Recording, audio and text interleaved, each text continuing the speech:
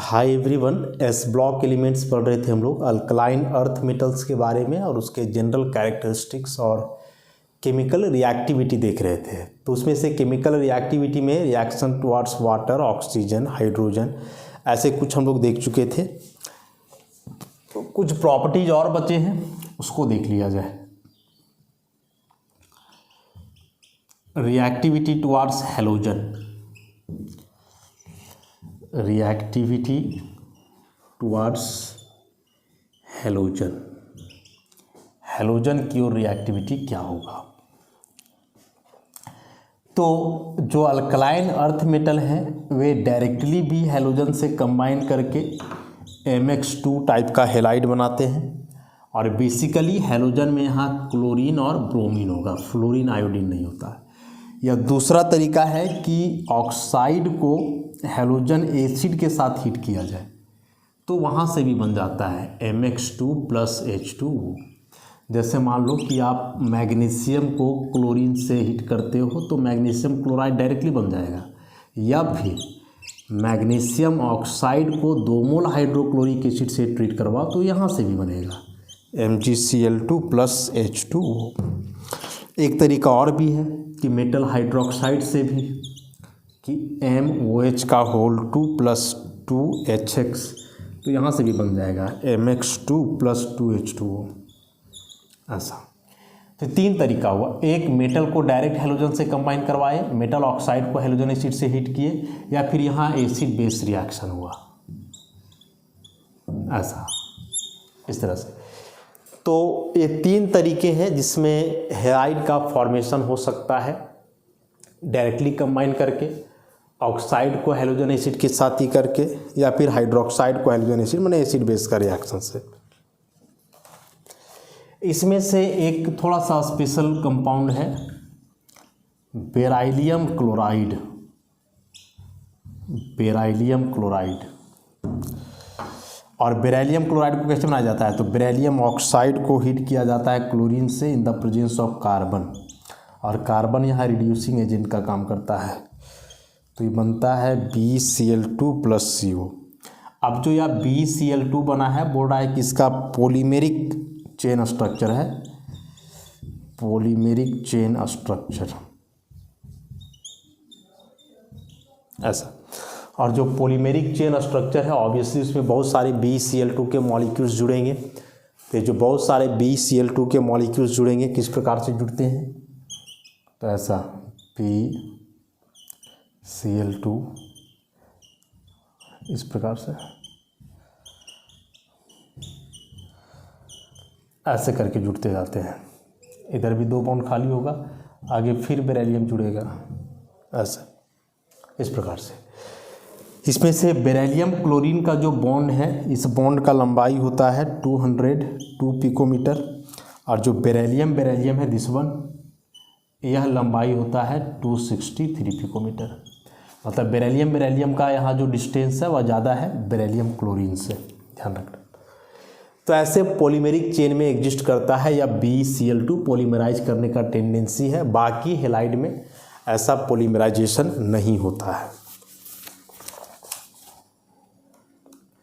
उसके बाद अब हम लोग आते हैं इसमें डायगोनल रिलेशनशिप में।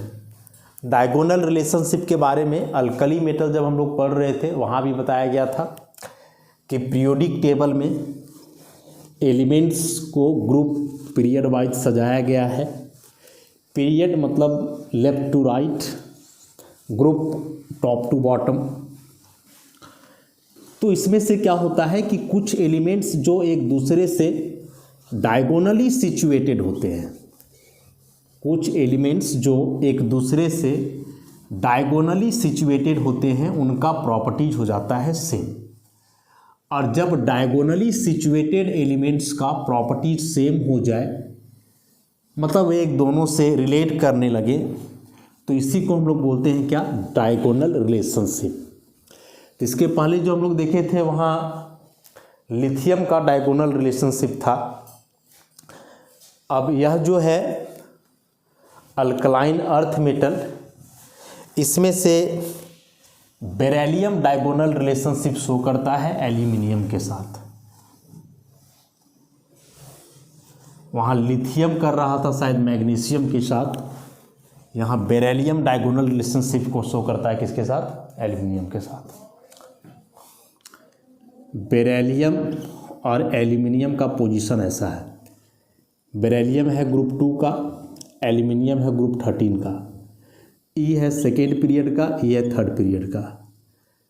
तो ओवरऑल देखोगे तो ऐसे डायगोनली एक दूसरे से रिलेटेड हो गया ना, बेरिलियम और एल्यूमिनियम। तो इन दोनों का डायगोनल रिलेशनशिप हम लोग पढ़ेंगे, diagonal relationship between beryllium and aluminium, beryllium और एल्यूमिनियम के बीच का डायगोनल रिलेशनशिप क्यों शो करते हैं? तो कई वजह है। सबसे पहला, इलेक्ट्रोनेगेटिविटी की बात करें तो बेरिलियम का इलेक्ट्रोनेगेटिविटी है 1.5, एल्यूमिनियम का भी 1.5। इलेक्ट्रोनेगेटिविटी का वैल्यू दोनों का एग्जैक्टली सेम।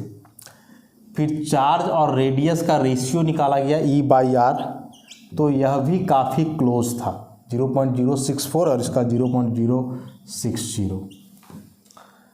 तो बेरिलियम एल्यूमिनियम का इलेक्ट्रोनेगेटिविटी एकदम बराबर, चार्ज और रेडियस का जो रेशियो है वह भी एकदम सेम ही आ गया, 0.064, तो इसका 0.060।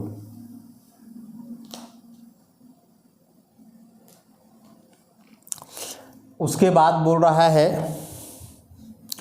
कि बेरिलियम और एल्यूमिनियम डायरेक्ट एसिड से कंबाइन नहीं करते हैं, resistant to the action of acids, acid के एक्शन की ओर रेसिस्टेंट कहने का मतलब हुआ कि एसिड से या डायरेक्टली कंबाइन नहीं करेगा। क्यों नहीं करेगा? क्योंकि बेरिलियम और एल्यूमिनियम जनरली ऑक्सीजन से कंबाइन करके बनाते हैं ऑक्साइड। तो मान लो कि यह बेरिलियम का क्रिस्टल है, लेकिन ऑक्सीजन से कंबाइन करके तो यह ऑक्साइड बना लिया है। तो यह ऑक्साइड क्या करता है, इसके ऊपर ऐसा लेयर बना देता है, ऐसा, इस प्रकार से। और अब जब यहाँ एसिड लाओगे तो ऑब्वियसली यह एसिड ऑक्साइड के कांटेक्ट में रहेगा, वह डायरेक्ट मेटल के कांटेक्ट में नहीं रहेगा।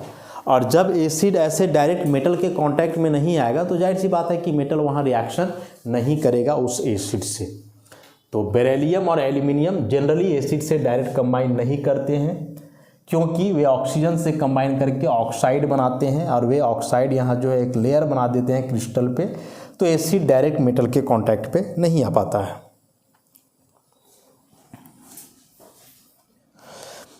उसके बाद फिर बोल रहा है कि बेरिलियम हो चाहे एल्यूमिनियम हो, दोनों का रिएक्शन आप अल्कली से करवाओगे, मतलब एक्वस सोडियम हाइड्रोक्साइड या पोटासियम हाइड्रोक्साइड, तो दोनों एक ही जैसे कॉम्प्लेक्स कंपाउंड बनाते हैं। बेरिलियम बनाएगा BOH का होल 4 पर 2- और एल्यूमिनियम बनाता है AlOH का होल 4 पर -। ऐसा बेरिलियम और एल्यूमिनियम दोनों एक ही प्रकार के हाइड्रोक्साइड, मतलब एक ही प्रकार के कॉम्प्लेक्स कंपाउंड बनाते हैं। कब? जब उनको हीट किया जाता है अल्कली के साथ, aqueous solution of sodium hydroxide या पोटासियम हाइड्रोक्साइड के साथ। तो यहाँ से भी दोनों में सिमिलरिटी आ गया, डायगोनली एक दूसरे से रिलेटेड हैं वे दोनों। उसके बाद इंपॉर्टेंट बोल रहा है कि जो बेरिलियम ऑक्साइड है और एल्यूमिनियम का ऑक्साइड है, दोनों जनरली एम्फोटेरिक हैं। एम्फोटेरिक है कहने का मतलब कि इन दोनों का रिएक्शन एसिड से भी हो सकता है और इन दोनों का रिएक्शन बेस से भी हो सकता है। तो बोथ BO एंड Al2O3, मतलब oxide of beryllium and aluminium, are amphoteric, that is they dissolve in acid as well as base. तो जैसे मान लो बेरिलियम ऑक्साइड का रिएक्शन करवाते हो हाइड्रोक्लोरिक एसिड से, तो ये बन जाएगा BeCl2 + H2O, रिएक्शन हो गया। उसी प्रकार से इसका रिएक्शन करवाओगे NaOH से, तो यहाँ भी रिएक्शन हो जाता है, सोडियम बेराइलेट बनता है PO2 + H2O। सेम काम यहाँ से कि यदि एल्यूमिनियम को आप एसिड से करवाते हो Al2O3 + 6HCl तो 2AlCl3 + 3H2O। और उसी प्रकार से बेस से भी रिएक्शन कर जाता है एल्यूमिनियम ऑक्साइड 2NaOH तो बनेगा Na2AlO2 या यहाँ से दिखा सकते हो ऐसे + H2O सोडियम मेटाएल्यूमिनेट। तो यहाँ एसिड से रिएक्शन कर गया मतलब ये बेसिक नेचर का है, और यहाँ बेस से रिएक्शन कर गया इसका मतलब एसिडिक नेचर का है। और यदि एक सिंगल सब्सटेंस एसिडिक बेसिक दोनों नेचर शो कर रहा है तो ऑब्वियसली वह एम्फोटेरिक होगा। एम्फोटेरिक का मतलब ही होता है कि जो एसिड और बेस दोनों बिहेवियर शो करे। बेसिक नेचर का है तो एसिड के साथ कंबाइन करके आसानी से हो जाएगा, और एसिडिक नेचर का है तो बेस से कंबाइन करके आसानी से हो जाएगा। समझ रहे हो बात को? तो ये दोनों ऑक्साइड्स एम्फोटेरिक हैं, इसीलिए बेरिलियम और एल्यूमिनियम एक दूसरे से काफ़ी सिमिलर है। उसके बाद बोल रहा है कि बेरिलियम हो चाहे एल्यूमिनियम, दोनों के कार्बाइड्स वाटर में डिजॉल्व करने से मीथेन गैस का फॉर्मेशन करते हैं। The carbides of beryllium and aluminium dissolve in water to produce CH4 gas means methane gas. कैसे होता है देखें। कार्बाइड्स कार्बन पे नेगेटिव चार्ज हो, एनायन के रूप में एग्जिस्ट करे कार्बन। हालांकि कार्बन जनरली आयनिक कंपाउंड बनाता नहीं है, लेकिन यदि कोई इलेक्ट्रोपॉजिटिव मेटल हो जो आसानी से इलेक्ट्रॉन वगैरह लूज कर दे तो उस केस में कार्बाइड का फॉर्मेशन हो सकता है या फिर होता है। तो जैसे बेरिलियम कार्बाइड है B2C, तो इसको वाटर में जब डिजॉल्व किया गया 2H2O तो बन रहा था बेरिलियम ऑक्साइड + CH4। वैसे ही एल्यूमिनियम कार्बाइड है Al4C3 6H2O तो 2Al2O3 + 3CH4। क्या लग रहा है इससे? देखो बेरिलियम पे होता है 2+, एल्यूमिनियम पे होता है 3+, तो कार्बन पे ऑब्वियसली यहाँ 4- है, तभी तो इस चार्ज को बैलेंस करने के लिए इसका 2 आया। यहाँ भी 4- है तो अपोजिट मल्टीप्लाई हो गया, तो ये हो गया Al4 और ये हो गया C3। तो चाहे वह बेरिलियम का कार्बाइड हो या एल्यूमिनियम का कार्बाइड हो, दोनों वाटर के साथ मिलकर के मतलब उनका हाइड्रोलाइसिस जब होता है तो नॉर्मल ऑक्साइड बनेगा, और साथ ही साथ यह कॉमन चीज़ रिलीज होता है, मीथेन का फॉर्मेशन होता है दोनों केस में। बेरिलियम कार्बाइड भी लेने से और एल्यूमिनियम कार्बाइड को भी लेने से सेम मीथेन गैस इवॉल्व होता है। तो ये सारे कई प्रॉपर्टीज़ हैं जो बता रहा है कि बेरिलियम और एल्यूमिनियम एक दूसरे से काफ़ी क्लोज हैं, एक दूसरे से काफ़ी सिमिलर हैं, उनका प्रॉपर्टीज जो है काफ़ी मिलता जुलता है। अब फिर हम लोग इसमें देखते हैं अल्कलाइन अर्थ मेटल्स के कुछ इंपॉर्टेंट कंपाउंड्स। जैसे अल्कली मेटल में देखे थे washing soda, baking soda, common salt, फिर कॉस्टिक सोडा। वैसे ही compounds of alkaline earth metal चलेगा।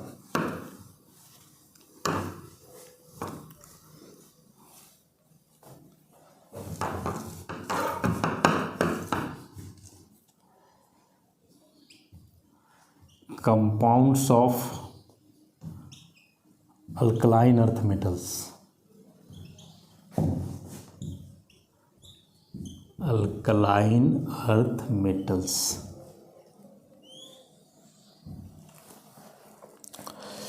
सबसे पहला कैल्शियम ऑक्साइड, जो कि क्विक लाइम के नाम से भी जाना जाता है, CaO। सिंपल सा है। बनता कैसे है? सबसे पहले प्रिपरेशन की बात यदि हम लोग करें कैसे बनेगा, तो आसान सा है कि जो लाइमस्टोन है कैल्शियम कार्बोनेट, इसको हाई टेम्परेचर पे हीट किया जाता है, तो यह CaO + CO2 बन गया quick lime. Enthalpy change reaction का बहुत ज़्यादा है, तकरीबन 180 किलो जूल पर मोल, और टेम्परेचर जो लगता है वह 1070 से 1270 केल्विन के बीच। तो जब लाइमस्टोन मतलब कैल्शियम कार्बोनेट को इस हाई टेम्परेचर पे हीट किया जाता है तो यह टूट करके कैल्शियम ऑक्साइड बनाता है, साथ ही साथ CO2 गैस इवॉल्व करता है। तो यहाँ से क्विकलाइम बन गया डायरेक्टली। अब बोल रहा है कि इस टेम्परेचर को मेंटेन करना काफ़ी ज़रूरी है। टेम्परेचर को मेंटेन करना काफ़ी ज़रूरी है। यदि टेम्परेचर ऊंच नीच हुआ तो लाइमस्टोन के साथ जो इम्प्योरिटी प्रेजेंट रहता है ना, उस इम्प्योरिटी के साथ calcium oxide quick lime combine कर जाता है। SiO2 जो है सिलिका वहाँ जुड़ा रहेगा। तो यदि टेम्परेचर 1273 केल्विन से अधिक है, तो इतना से ज़्यादा टेम्परेचर है तो उस केस में यह CaO SiO2 से कंबाइन करके कैल्शियम सिलिकेट का फॉर्मेशन कर देता है, और यही कैल्शियम सिलिकेट एज इम्प्यूरिटी उसके साथ रहता है, उसके साथ मतलब CaO के साथ। तो काफ़ी ध्यान रखना पड़ता है इस बात को कि जब आप लाइमस्टोन को हीट करके क्विक लाइम बना रहे हो तो उस केस में टेम्परेचर भाई मेंटेन करके रखो, नहीं तो टेम्परेचर यदि ज़्यादा हुआ तो यह फिर से SiO2 से कंबाइन करके कैल्शियम सिलिकेट के रूप में एग्जिस्ट करेगा, फिर वहाँ से दिक्कत हो जाना है। प्रॉपर्टीज की बात करें, क्या क्या प्रॉपर्टीज हैं क्विक लाइम के, तो बोल रहा है कि वाइट एमॉर्फस सॉलिड है, मेल्टिंग पॉइंट बहुत ज़्यादा है, melting point 2870 kelvin, very high. और इतना हाई मेल्टिंग पॉइंट के पीछे वजह क्या है? वजह है कि यह Ca++ और O-, दोनों स्मॉल साइज के आयन हैं और दोनों का चार्ज ज़्यादा है, तो इनके बीच जो इलेक्ट्रोस्टैटिक अट्रैक्शन होगा हाई मैग्नीट्यूड का होगा। एक मजबूत इलेक्ट्रोस्टैटिक अट्रैक्शन बनेगा कैल्शियम और ऑक्सीजन के बीच, और मजबूत इलेक्ट्रोस्टैटिक अट्रैक्शन बनेगा तो ऑब्वियसली तोड़ने में ज़्यादा एनर्जी लगेगा, इसलिए मेल्टिंग पॉइंट देख रहे हो बहुत ज़्यादा है, अप्रॉक्स 3000 केल्विन के आसपास। तो CaO एक स्टेबल ऑक्साइड है, इससे यहाँ पता चल रहा है इतना हाई मेल्टिंग पॉइंट होने का मतलब कि यह जल्दी डिकम्पोज नहीं करेगा, और इसका मतलब हुआ कि CaO इज या स्टेबल ऑक्साइड, बहुत स्टेबल ऑक्साइड।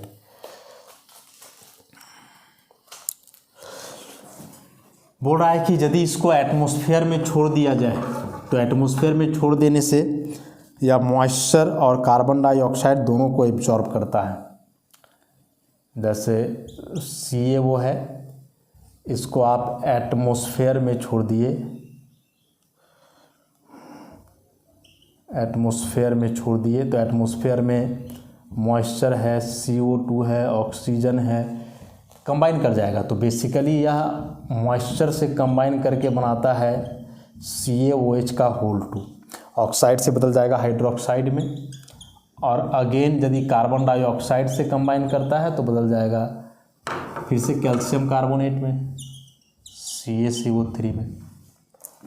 तो ये सिंपल रिएक्शन है जो एग्जाम में कंप्लीट करने के लिए आ सकता है। देखो, कैल्शियम ऑक्साइड को वाटर में डिजॉल्व किए तो कैल्शियम हाइड्रोक्साइड बना, और कैल्शियम हाइड्रोक्साइड बेसिक नेचर का सब्सटेंस है, तो इसका मतलब यह ऑक्साइड भी किस नेचर का हुआ? बेसिक नेचर का हुआ।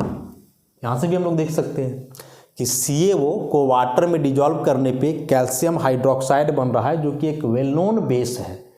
तो due to the formation of base CaO is या बेसिक ऑक्साइड, बेसिक नेचर का ऑक्साइड है। ये तो यहाँ मॉइस्चर है ना, डायरेक्ट यदि इसको वाटर में डिजॉल्व करोगे तो वायलेंट रिएक्शन होता है। कैल्शियम ऑक्साइड जो कि सॉलिड है, इसको वाटर में डायरेक्टली डिजॉल्व करोगे तो ये कैल्शियम हाइड्रोक्साइड बनता है, और यह एक वायलेंट रिएक्शन है, एक्जोथर्मिक है, -64.5 किलो जूल पर मोल एनर्जी। तो ये जो नेगेटिव साइन देख रहे हो ΔH का मतलब उतना एनर्जी वहाँ से रिलीज होएगा, और एनर्जी उतना वहाँ से रिलीज होने का मतलब हुआ कि रिएक्शन वायलेंट नेचर का है। सिंपल सी बात जानो, वायलेंट नेचर का रिएक्शन। तो कैल्शियम ऑक्साइड मॉइस्चर एब्जॉर्ब किया तो भी कैल्शियम हाइड्रोक्साइड, लेकिन चूंकि वाटर मॉइस्चर के फॉर्म में मतलब बहुत कम कंसंट्रेशन रहेगा उसका, लेकिन डायरेक्टली कैल्शियम ऑक्साइड को वाटर में डिजॉल्व करोगे तो कैल्शियम हाइड्रोक्साइड बनेगा, जो कि एक वायलेंट रिएक्शन है, एनर्जी रिलीज हो रहा है। मतलब पानी में यदि इसको घोलोगे तो सॉल्यूशन जो बनेगा वो गर्म हो जाएगा, जाहिर सी बात है, एक जो थर्मिक नेचर का रिएक्शन है इसीलिए। और फिर बताए अभी कि यह जो कैल्शियम ऑक्साइड है वह बेसिक नेचर का ऑक्साइड है, तो किसी एसिडिक ऑक्साइड से यह कंबाइन कर सकता है। एसिडिक ऑक्साइड और बेसिक ऑक्साइड में बेसिकली जो अंतर है, बेसिक ऑक्साइड समझोगे जो मेटल के ऑक्साइड होते हैं, एसिडिक ऑक्साइड मतलब जो नॉन मेटल के ऑक्साइड होते हैं। तो CaO क्या है, बेसिक ऑक्साइड है। CaO क्या है, बेसिक ऑक्साइड है। तो यह एसिडिक ऑक्साइड माने नॉन मेटल का ऑक्साइड से कंबाइन करेगा तो CaCO3 बन गया, ये बेसिक नेचर का, एसिडिक नेचर का। या उसी प्रकार से इसका सिलिकॉन डाइऑक्साइड से भी कम्बिनेशन करवा सकते हो तो कैल्शियम सिलिकेट बन जाता है। तो यदि ऐसा आ जाए कि CaO और SiO2 कंबाइन करके ऐसा बनाए तो CaO और Na2O का रिएक्शन होगा क्या, ऐसे ही पूछ सकता है। तो नहीं होगा। क्यों नहीं होगा? क्योंकि यह भी बेसिक नेचर का है, यह भी बेसिक नेचर का है, और दो सेम नेचर के सब्सटेंस जनरली आपस में रिएक्शन नहीं करते हैं। एक बेसिक नेचर का ऑक्साइड है भाई, तो दूसरा एसिडिक होना चाहिए तभी रिएक्शन होगा, नहीं तो दोनों बेसिक नेचर के हों या दोनों एसिडिक नेचर के हों तो इस केस में रिएक्शन नहीं होता है। इस बात को एकदम ध्यान में रखोगे, समझ गए? तो ऐसा क्वेश्चन आ सकता है कि 4 रिएक्शन दे देगा, बोलेगा कौन रिएक्शन फिजिबल नहीं है या कौन है। तो एसिडिक बेसिक नेचर है अलग अलग तो रिएक्शन फिजिबल हो जाएगा, सेम नेचर के सब्सटेंस हैं तो फिर वैसा रिएक्शन नहीं होता है। इसलिए इस बात को एकदम ध्यान में रखोगे। या डायरेक्ट पूछ सकता है कि CaO combines with CO2 to form CaCO3 but CaO doesn't combine with Na2O, explain। उसके साथ कंबाइन कर रहा है, अगला के साथ नहीं कर रहा है, क्यों नहीं कर रहा है, तो इसको एक्सप्लेन करो। तो नेचर से बता देना है और कुछ नहीं है इसमें। अब आता है इसके यूजेज में। यूजेज किसका? क्विकलाइम का, CaO का यूजेज।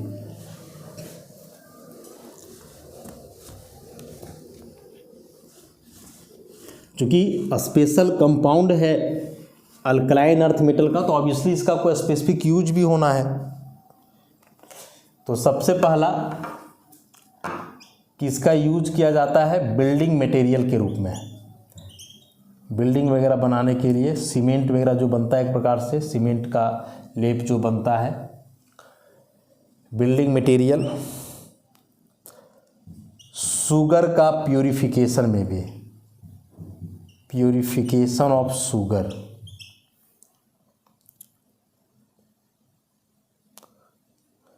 उसके बाद ड्राइंग गैसेस एंड अल्कोहल। देखो CaO के बारे में अभी पढ़े हम लोग कि यह मॉइस्चर को एब्जॉर्ब करके कैल्शियम हाइड्रोक्साइड बनाता है। तो CaO का यह प्रॉपर्टी है मॉइस्चर एब्जॉर्ब करना। तो जहाँ भी मॉइस्चर है, थोड़ा नमी है, उसको हटाना है तो वहाँ कैल्शियम ऑक्साइड रख दो। तो वह कैल्शियम ऑक्साइड क्या करेगा कि ऑटोमेटिकली मॉइस्चर मतलब जो वहाँ वाटर मॉलिक्यूल है उसको अपने में एब्जॉर्ब करके कैल्शियम हाइड्रोक्साइड में खुद बदल जाएगा, तो वहाँ से वाटर हट जाएगा, जगह ड्राई हो जाएगा। तो बोल रहा है कि कोई मॉइस्चराइज गैस हो जिसको ड्राई करना है तो कैल्शियम ऑक्साइड से उसको पास करवाओ, तो कैल्शियम ऑक्साइड इस मॉइस्चराइज गैस के सारे मॉइस्चर को खींच लेगा तो गैस ड्राई हो जाएगा। या कभी कभार जो इम्प्योर अल्कोहल होता है जिसमें वाटर प्रेजेंट होता है, तो क्या किया जाता है कि उस अल्कोहल में जो है डुबाया जाता है कैल्शियम ऑक्साइड का टुकड़ा। तो वह कैल्शियम ऑक्साइड जब उसमें डुबाया जाएगा तो वह कैल्शियम ऑक्साइड ऑब्वियसली भीगेगा, तो भीगेगा तो केवल वाटर मॉलिक्यूल को एब्जॉर्ब करेगा, अल्कोहल को वहाँ एब्जॉर्ब नहीं करता है। तो एज ए ड्राइंग एजेंट भी इसका इस्तेमाल जो है करते हैं। और भी कई यूज हैं जो आगे धीरे धीरे चैप्टर्स वगैरह हम लोग पढ़ेंगे तो वहाँ से जानेंगे, सीखेंगे। अगला कंपाउंड इसमें है कैल्शियम हाइड्रोक्साइड,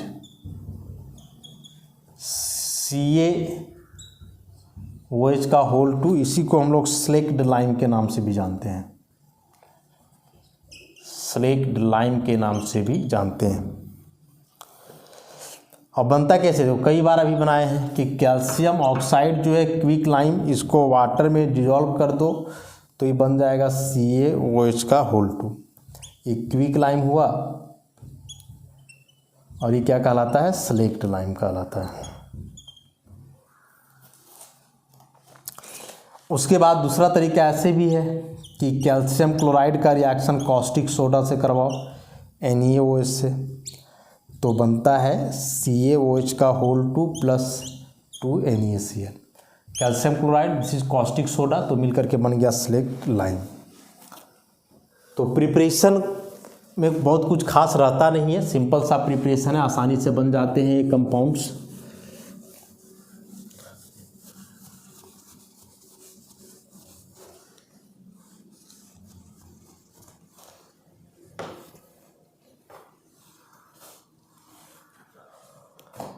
अब प्रॉपर्टीज की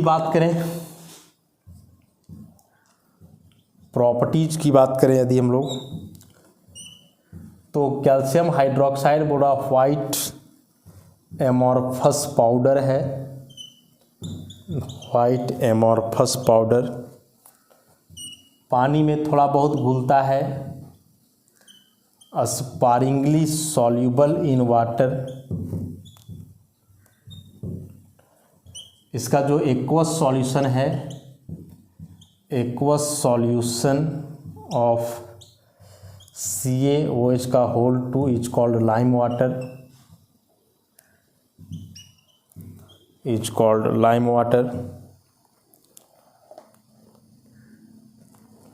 और जो इसका सस्पेंशन है, suspension of slaked lime in water is called milk of lime.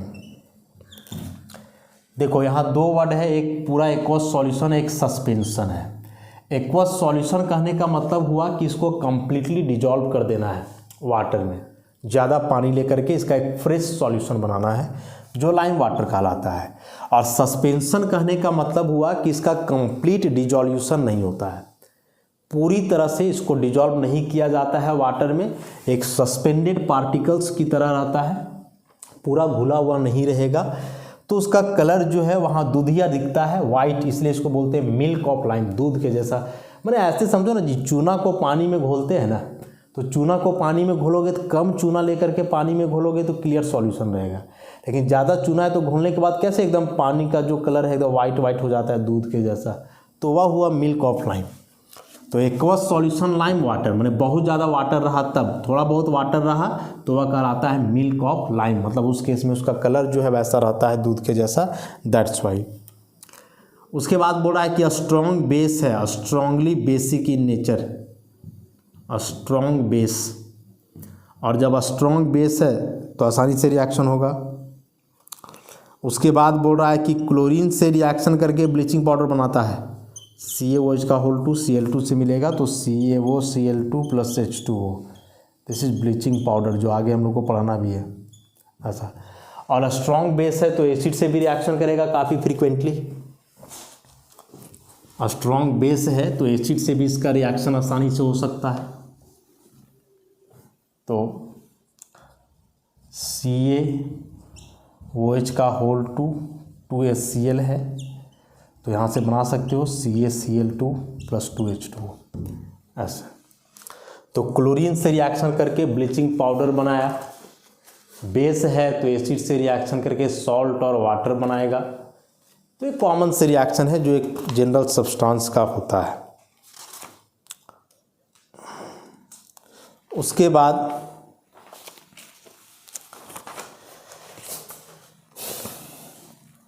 जब कार्बन डाइऑक्साइड पास करवाया जाता है स्लेक्ड लाइम से, तो इसका कलर मिल्क के जैसा हो जाता है, कैल्शियम कार्बोनेट बनने के चलते। देखो ये स्लेक्ड लाइम हुआ, कैल्शियम हाइड्रोक्साइड CO2 मिलाएं तो CaCO3 बन गया प्लस H2O, इसी का कलर होता है मिल्की।